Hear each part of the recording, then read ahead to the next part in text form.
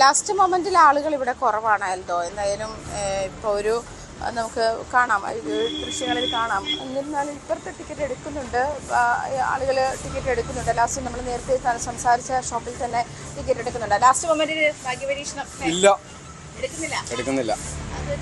ഞങ്ങൾ ആലോചിച്ചുകൊണ്ടിരിക്കുന്നുള്ളൂ. സമയമില്ല, 5 മിനിറ്റൂടെ ഉള്ളൂ, നറുക്കെടുപ്പ് തുടങ്ങാറായി.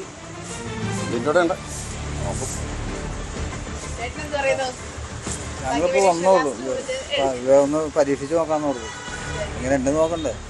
ഇത്ര നാളെടുത്തിട്ടൊന്നും കിട്ടിയില്ല, ഇനിയും നോക്കണ്ടേ? ഇതിലെന്തെങ്കിലും ഉണ്ടോ നോക്കാം.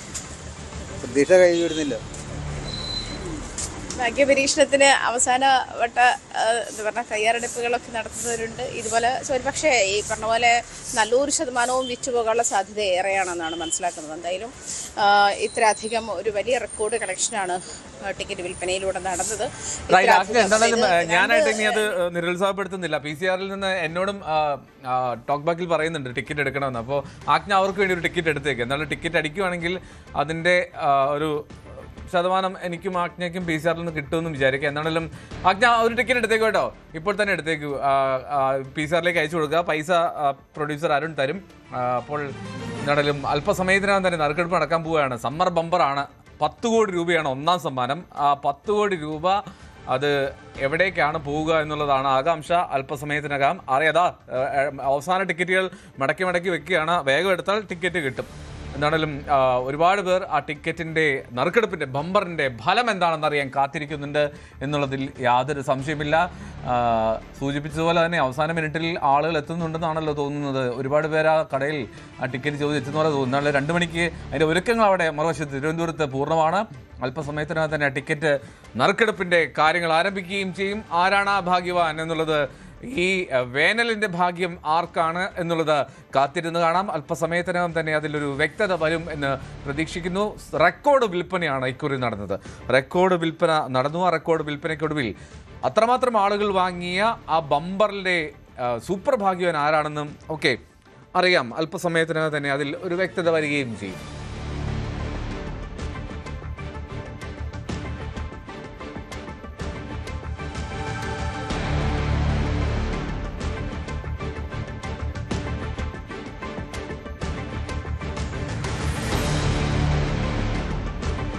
സാരംഗ് സുധാകരൻ അവിടെ തുടരുന്നുണ്ട്. സാരംഗ്, ഇപ്പോൾ ആജ്ഞ അവിടെ ടിക്കറ്റ് വിൽപ്പനയുടെ തിരക്ക് കാണിക്കുന്നുണ്ട്. ആജ്ഞ ടിക്കറ്റ് എടുക്കാനും പോവുകയാണ്. ഓക്കെ, എന്താണെങ്കിലും ആജ്ഞയുടെ നമ്പർ ഒന്ന് നോട്ട് ചെയ്ത് വെച്ചോ. അത് അടിച്ചാൽ അത് ലോട്ടറി. ഇനി സാരംഗ്, അവിടെ എന്താണ്, അവിടെ അങ്ങനെയാണ് സാധാരണ ഈ തെരഞ്ഞെടുപ്പിൻ്റെ ഒരു സാഹചര്യം കൂടി ഉണ്ടല്ലോ. BR 108 അല്ലേ? ഓക്കെ. അപ്പോൾ സാരംഗ്, അപ്പോൾ അവിടെ എങ്ങനെയാണ്, എന്തൊക്കെയാണ് ഒരുക്കങ്ങൾ? സാധാരണ ഈ ബമ്പർ നറുക്കെടുപ്പിന് വിശിഷ്ട അതിഥികളൊക്കെ കൊണ്ടുവരാ പതിവാണ്. മന്ത്രിമാരുണ്ടാവാറുണ്ട്, തെരഞ്ഞെടുപ്പാണ്, പെരുമാറ്റച്ചട്ടമുണ്ട്. അപ്പോൾ ആ സാഹചര്യത്തിൽ എങ്ങനെയാണ് അവിടുത്തെ കാര്യങ്ങൾ? എന്തോ പെരുമാറ്റച്ചട്ടം നിലനിൽക്കുന്നതുകൊണ്ട് തന്നെ ഇപ്പോൾ മന്ത്രിമാരാരും സാധാരണ ധനമന്ത്രിയൊക്കെയാണ് ഓണം ബമ്പറിനടക്കം എത്താറുള്ളത്. പക്ഷെ ഇത്തവണ മന്ത്രിമാരുടെയും മറ്റ് അത്തരത്തിലുള്ള ആരുടെയും സാന്നിധ്യം ഇവിടെ ഗുരുദാറിലില്ല. അതുകൊണ്ട് തന്നെ ഈ ഒരു ഇവിടുത്തെ ജീവനക്കാർ മാത്രമാണ് ഈ ഒരു നറുക്കെടുപ്പിലേക്ക് കടന്നിരിക്കുന്നത്. നമുക്കറിയാം തെരഞ്ഞെടുപ്പ് ചൂടിലാണ് കേരളം, പക്ഷെ അതിൽ ഒട്ടും പുറകിലല്ല. വിൽപ്പന അടക്കം വളരെ നല്ല രീതിയിൽ മുന്നോട്ട് പോകുന്നതായിട്ടാണ്. വിൽപ്പന അടക്കം നല്ല രീതിയിൽ മുന്നോട്ട് പോയിട്ടുണ്ട്. എന്തായാലും നടപടിക്രമത്തിലേക്ക് കടക്കുകയാണല്ലോ. നടപടിക്രമത്തിലേക്ക് കടക്കുന്നു എന്നുള്ളതാണ്. ബമ്പർ നറുക്കെടുപ്പിൻ്റെ സമയം ആരംഭിക്കുകയാണ്. ബമ്പർ നറുക്കെടുപ്പ് തുടങ്ങാൻ പോവുകയാണ്. ഒന്നാം സമ്മാനം അത് 10 കോടി രൂപയാണ്. റെക്കോർഡ് വിൽപ്പനയ്ക്കൊടുവിൽ ആ 10 കോടി സമ്മാനം, ഒന്നാം സമ്മാനം കിട്ടുന്നത് ആർക്കാണെന്ന് അറിയാനുള്ള കാത്തിരിപ്പ് തുടങ്ങാൻ പോകുന്നു. ഇപ്പോൾ 1:59, 1 മിനിറ്റിനുള്ളിൽ തന്നെ ആരംഭിക്കുകയാണ്.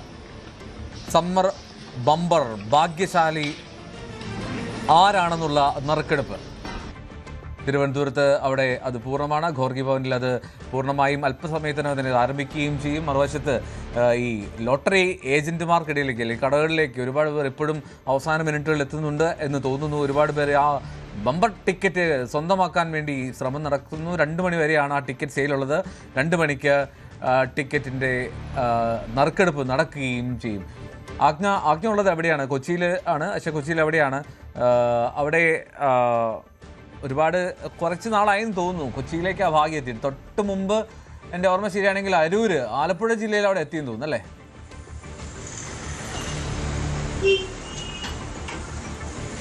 തീർച്ചയായിട്ടും അന്നും എറണാകുളത്ത് ജോലി ചെയ്യുന്ന ആളായിരുന്നല്ലോ.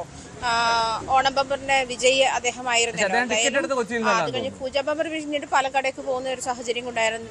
എന്നായിരുന്നു അന്ന് ടിക്കറ്റ് എടുത്തത് കൊച്ചിയിൽ നിന്നാണ്. അന്ന് നമുക്ക് 5000 രൂപ അതിന്റെ ഒപ്പത്തില് ആ ഓളത്തിൽ കിട്ടിയായിരുന്നു. ആദ്യമായിട്ടാണ് ഞാൻ ഭാഗ്യക്കുറി അന്ന് എടുക്കുന്നത്. പക്ഷേ ടീമിന് വേണ്ടി അന്ന് എടുത്തതാ. ഓഹോ, ഓക്കെ. എന്താ പൈസ PCR ടീമിന് കൊടുത്തിരുന്നോ? ഇന്നും PCR ടീമിന് ടിക്കറ്റ് അടിച്ചിരുന്നു.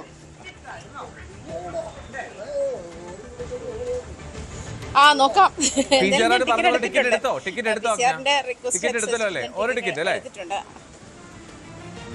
ഒരു ടിക്കറ്റ് അല്ലേ? എടുത്തു. ഓക്കെ. ആ ടിക്കറ്റ് നമ്പർ ഒന്ന് പറഞ്ഞ്. നമ്പർ എത്രയാണ്? SD 222-483. പ്രേക്ഷകർ ശ്രദ്ധിച്ചോ? എനിക്കറിയാം. ഓക്കെ, അപ്പറാ.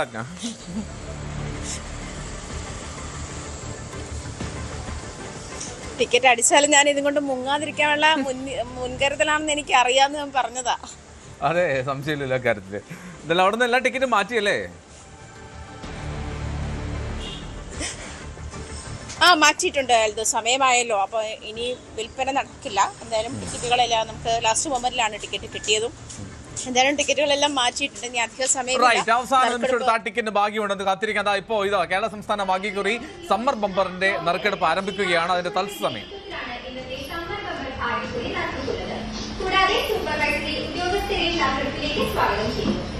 നമ്മൾ നറുക്കെടുപ്പിലേക്ക് കടക്കുകയാണ്. അതിന് മുന്നോടിയായി 2 തവണ കേരളം നടത്തുന്നു.